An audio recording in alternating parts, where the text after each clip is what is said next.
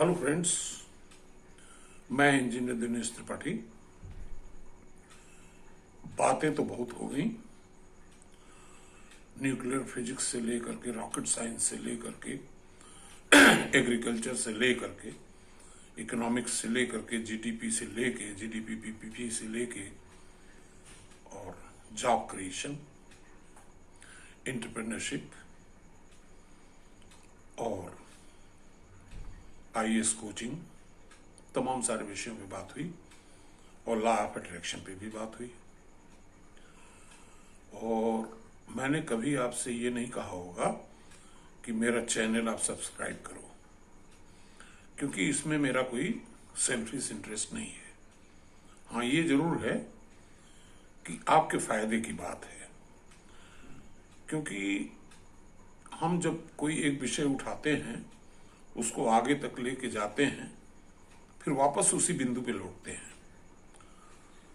तो रेफरेंसिंग के लिए अगर आपने सब्सक्रिप्शन किया है तो आपको चीज़ों की समझ में आसानी होगी। तो आज मैं फिर से लॉ ऑफ अट्रैक्शन की बात को आगे बढ़ाते हुए, जैसा मैंने पिछले लेक्चर्स में बताया कि गोस्वामी तुलसीदास जी ने लॉ ऑफ अट्रैक्शन की जो डेफिनेशन दी थी वो मुझे सबसे माकूल लगी। एक चौपाई में उन्होंने कहा था कि जैसी हो भविता तैसी मिले सहाय, आप ना आवे ताई पे ताई तहां ले जाए। यानी कि लॉ ऑफ अट्रैक्शन का मतलब ये नहीं कि जो चाहो आप अट्रैक्ट कर लो, जो आपको बनना है या जो होना है वही आप अट्रैक्ट कर पाओगे। और उसी बात को मैंने और आगे बढ़ाते हुए कहा था कि हिंदी की जो एक कहावत है कि होनहार बीरवान के होत चीखने पात, यानी कि जो पौधा अच्छा बनना है तो शुरुआत में ही उसके पत्ते अच्छे दिखेंगे आपको। और अंग्रेजी में इसका तर्जुमा भी समझाया था कि coming events cast their shadows before. इसी बात को आगे बढ़ाते हुए मैं एक कहानी के माध्यम से, जो वास्तविक है, कहानी तो है मगर सच्चाई पर आधारित कहानी है।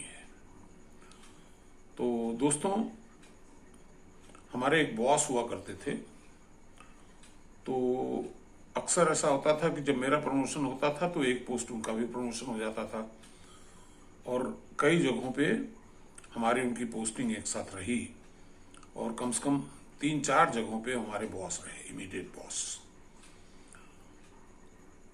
वो कोरोना में, पिछले कोरोना की पैंडेमिक में वो दिवंगत हो गए। मैं उनका नाम भी नहीं लेना चाहूंगा। तो उनकी एक आदत थी कि चीजों को वो कहानियों के माध्यम से कन्वे करते थे और कहानियां बहुत सुनाते थे। तो उसी में से एक कहानी जो लॉ ऑफ अट्रैक्शन का ऑफशूट मैंने बताया कि coming events cast their shadows before, या होनहार बीरवान के होत चीखने पात, इस पे वो कहानी है। वो इस तरह से है कि एक लड़की थी, पढ़ी लिखी खूबसूरत, उसकी शादी होती है, ससुराल में जाती है अच्छे खासे घर में। तो सुबह का वक्त है, 7 बजे के आसपास अपने बेडरूम से निकलती है और डाइनिंग टेबल की तरफ जाते हुए रास्ते में वॉश बेसिन भी पड़ती है। वो सीधे डाइनिंग टेबल भी पहुंचती है। वहां पे सासू माँ हैं, एक छोटी सी ननद भी है जिसकी उम्र कोई 10 साल रही होगी, तो और बेड टी सर्व हो चुकी होती है। तो वो चाय की तरफ जब लपकती है तो सासू माँ बोल पड़ती हैं कि बेटे, मुंह धो लिया होता है या ब्रश कर लिया होता है, रास्ते में वॉश बेसिन भी तो है। तो बहू ने कहा कि माँ जी, ये बेड टी है और हमारे यहाँ बेड टी ऐसे ही पी जाती है बिना ब्रश किए हुए। तो सासू माँ ने कहा कि बेटा, वहां की बात छोड़ो, अब यहाँ की बात देखो। वहां की बात गई, अब यहाँ के हिसाब से चलना चाहिए तुमको। तो बहू कहती है कि हाँ माँ, लड़की तो पानी का रूप होता है, जिस बर्तन में डालो वैसे ही हो जाता है। यहां तक तो बात ठीक चल रही थी, लेकिन जो छोटी ननदिया थी 10 साल वाली, उसने बोल दिया कि हाँ यू आर राइट, लेकिन ये तभी तक संभव है जब तक कि पानी बर्फ न हो जाए। अब ये बात बहू को लग गई और बहू वहां से उठी चाय पिए बगैर। अपना सामान उसने पैक किया और पैदल ही घर से बाहर निकली, ऑटो रिक्शा पकड़ के अपने घर चली गई। ये कहानी हमारे बॉस ने हमको सुनाना शुरू किया था और शायद इस कहानी में आगे मोड़ ये आता कि उसकी दूसरी शादी हो गई, उसने दहेज उत्पीड़न का मुकदमा कर दिया अपने हस्बैंड और सासू माँ के ऊपर। लेकिन मैं इसमें इंटरेस्टेड नहीं था। मैंने बॉस से कहा कि sir, forget about this story, can you tell me something about the little child जो 10 साल की थी, वो कहाँ है आजकल? बोले यस यू राइट। बोला उसने IIT क्रैक किया, IIM क्रैक किया और एक फ्रेंच ऑटोमोबाइल कंपनी में शी बिकेम मैनेजर और बाद में इंडिया चीफ बन करके वो इंडिया आई।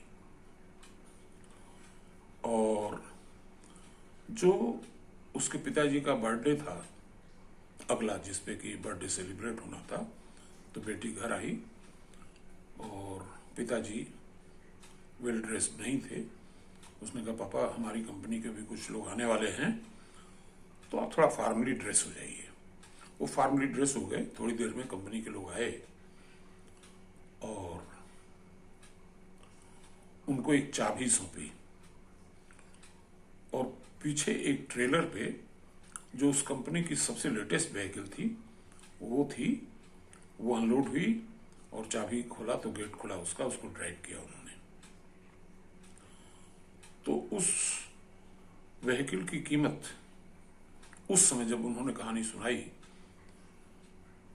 2010 में कहानी सुनाई, 2-4 पहले साल का किस्सा था, 2006 के आसपास का। उसमें उस व्हीकल की कीमत कोई 15 लाख थी।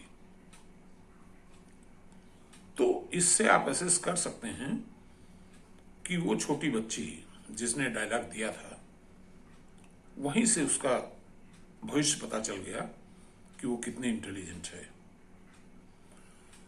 तो उसको जो उसके जीवन में होना था, उसका इंटेलेक्ट जो था, वो बचपन में ही रिफ्लेक्ट हो गया। तो जो लोग लॉ ऑफ अट्रैक्शन पे बातें बताते हैं किताबें पढ़ पढ़ के, आप मेरी बात का यकीन करिए, क्योंकि मैं जो बताता हूं वो प्रैक्टिकल अनुभवों के आधार पर और सच्ची घटनाओं के आधार पर आधारित होता है। यानी कि अगर आपके अंदर जिस लेवल पे पहुंचने की क्षमता है, उसी लेवल की चीजें आपसे आकर्षित होंगी। अगर आप उससे बड़ी चीज आकर्षित करना चाहते हैं जबरदस्ती, तो शायद ये नहीं हो सकेगा। आकर्षित वही होगा जो आप डिजर्व करते हैं। धन्यवाद।